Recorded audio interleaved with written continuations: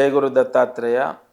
ఈరోజు ధనస్సు రాశి గురించి ఒక పరిహారం చెప్తాను. ముందుగా ఈ రాశి వాళ్లకు ఈ 2024లో పూర్తిగా శనిగ్రహ యోగం అనుకూలంగా ఉంది. అలాగే కేతుగ్రహ యోగము అనుకూలంగా ఉంది. అయితే ఇక్కడ రాహు గురువు అనుకూలంగా లేరు. ఈ ధనస్సు రాశి వారికి రాహు మధ్యమం, గురువు చండాలం. ప్రధాన గ్రహాల్లో 2 గ్రహాలు పూర్తిగా మైనస్గా ఉన్నాయని చెప్పాలి.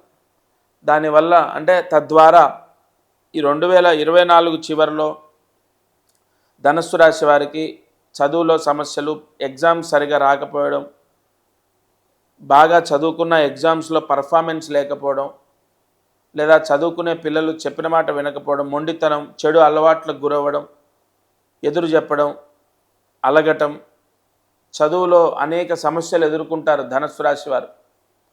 అలాగే అనుకోని విధంగా వృత్తిలో మార్పులు కలుగుతాయి. అది ఉద్యోగంలో అవ్వచ్చు, వ్యాపారంలో అవ్వచ్చు. నష్టాన్ని తెచ్చిపెట్టే విధంగా ఉంటాయి. ఇంట్లో కూడా మీరు ఎంత కష్టపడ్డా, మీరు ఎంత కష్టపడుతున్నా మీకు విలువ ఉండదు. ఈ ధనుస్సు రాశి వారికి బంధువుల సపోర్ట్ అనేది ఉండదు. అలాగే తెలిసిన వాళ్ళు, స్నేహితులు, బంధువులు పెద్దగా సహకరించరు. ఈ దోషాలన్నీ అనుభవించే అవకాశాలు ఉన్నాయి.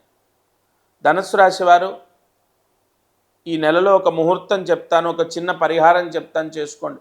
ప్రతి నెల 12 రాశుల వాళ్ళు ఏం పరిహారం చేయాలో చెప్తాను ఖచ్చితంగా. ఇప్పుడు ధనస్సు రాశి చెప్తున్నాను. అక్టోబర్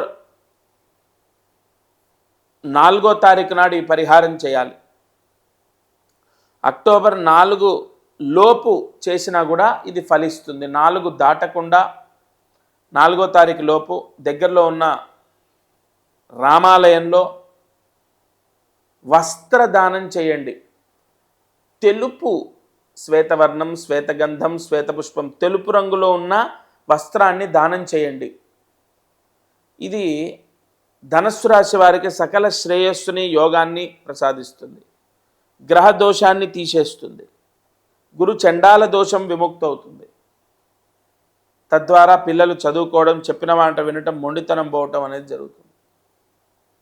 అక్టోబర్ 4 లోపు రామాలయానికి వెళ్ళి రామ దర్శనం చేసుకొని వస్త్రదానం చేయండి. దత్తార్పణమస్తు.